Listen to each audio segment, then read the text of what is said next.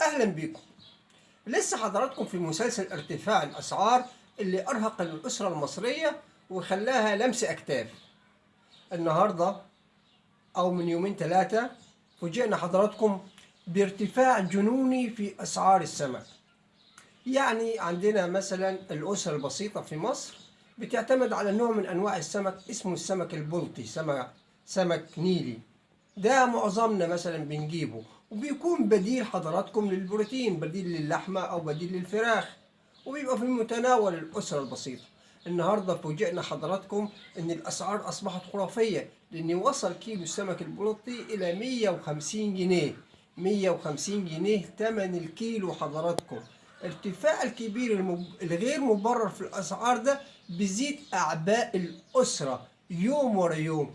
الغذاء حضراتكم النهاردة أصبح مشكلة حقيقية، أصبح مشكلة.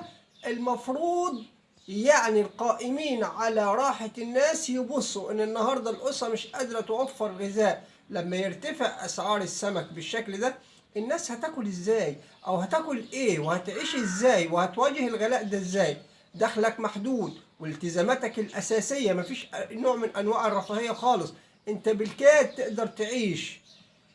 أصبحت صعبة على الناس. إزاي الناس هتقدر تكمل كده؟ حضراتكم في ظاهرة متفشية دلوقتي وانتشرت، إن الناس بتلجأ تاخد قروض من بعض الشركات اللي بتمنح قروض بسيطة 10,000 أو 5,000 جنيه عشان خاطر تقدر تعيش.